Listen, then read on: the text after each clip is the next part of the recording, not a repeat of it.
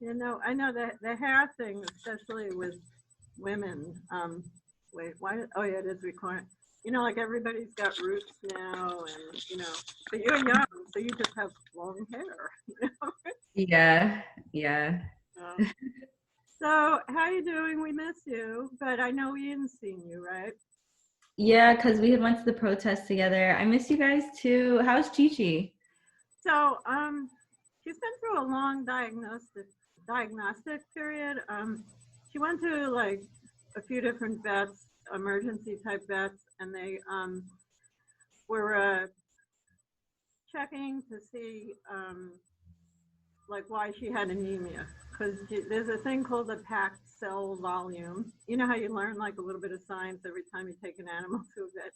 So her packed cell volume, which is supposed to be between 35 and 40% of whatever, was only 12.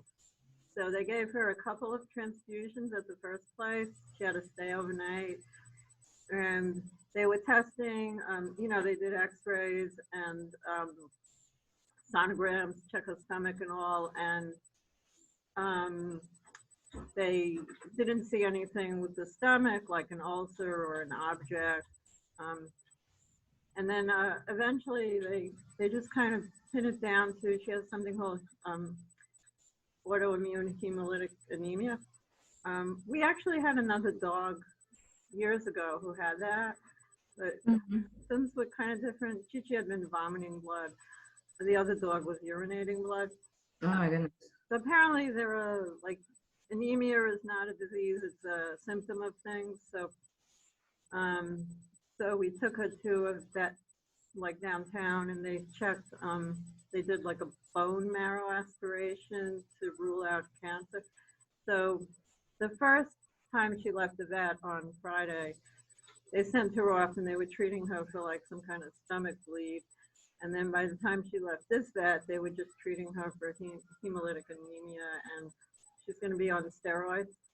We're still waiting the results on one kind of parasite test, and the bone marrow we won't know about until Friday or Saturday. So we'll see. I mean, it's it's hard when you're going through that with anybody, like a person or an animal, where you're just like testing to try to eliminate diagnoses and finally settling on something. But she Right. had 4 blood transfusions by this point. That's crazy. And she's still young too. Yeah, I think because she's only 5, I'm sort of like pursuing it. When you have a very old, very sick animal, you just kind of have to make those decisions, and you might make different decisions. But it was interesting because the vet even said, like each time they present you with another possible thing and how they can test for it, he says, I don't know if you want to go ahead with this. And he said, especially now because of the pandemic, people have got a lot of economic concerns, and he didn't know, how far we wanted to go with this. So uh, we'll be treating her for the anemia. They still don't know about the parasite. We'll find out that in a couple of days. But this vet really doesn't think it's that. So we'll see. She'll be on steroids, so she'll be muscle bound. But that's the dog story. How you doing? How you feeling? You're okay, right? In health. Yeah, I'm doing good. I'm feeling good. I went to a protest yesterday in my small town. It was good. We got caught in the rain, but it was fun.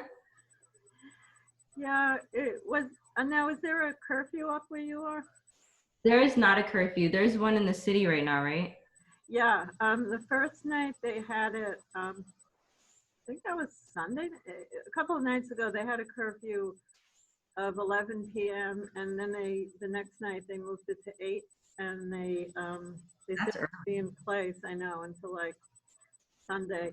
I feel like when they stopped running the trains after 1 a.m., I kind of felt in ways it was like creating a sort of curfew anyway, because Mhm. people are really stranded. So Ian was telling me some stuff he saw.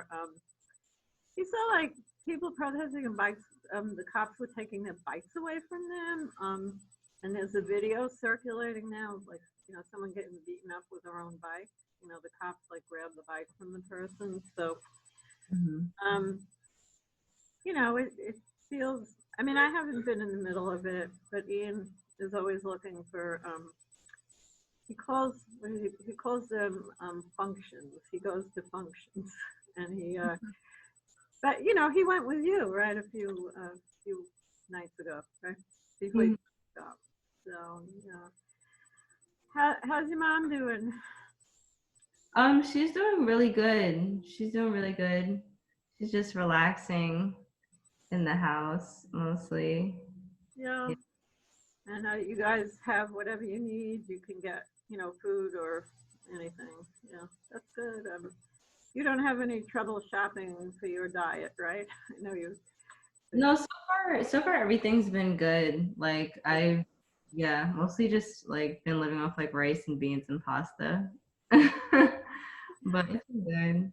Yeah, you never seem terribly fussy. I mean, you had your repertoire, right? Yeah, exactly. So, wondering how you feel about the spring semester in total now that it's over and you're done. I hope you didn't take any incompletes, right? Or No, I didn't take any incompletes. I took the grades for all my classes. I didn't do pass or fail. I right. got as far as my grades go, I got three A pluses, one A and one A minus. Wow, you must Yeah.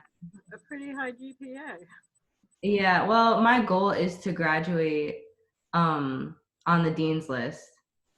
Right, So so I was like and that was my goal before like corona and everything happened. So I was just like honestly this spring semester was extremely stressful. Like there were definitely like a couple times where like I broke down and cried just because like it was just a lot, like because at the same time like I had to learn how to use like a bunch of different video chat like apps and whatnot for different classes. And then some of my classes were asynchronous, some of them were on real time. And then during that time, my mom had got sick, and then I had to go upstate and then come back. And it was a lot. It was so stressful. And then at the same time, I still didn't want to give up like on my like academic goals. right, So it was like a lot of like me pushing myself. right, right. It sounds like like every time you turn the corner, there was something new jumping out at you, Yes, literally, that's how it felt. and A lot of spring semester. yeah, yeah.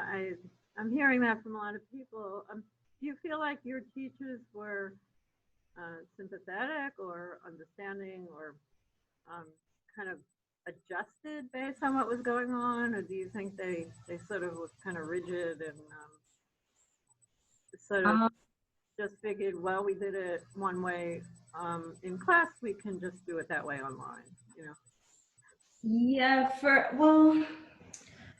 the most part, a lot of my teachers were very understanding. Like, one of my teachers did A for all, um, which was extremely. Beth, are you still there?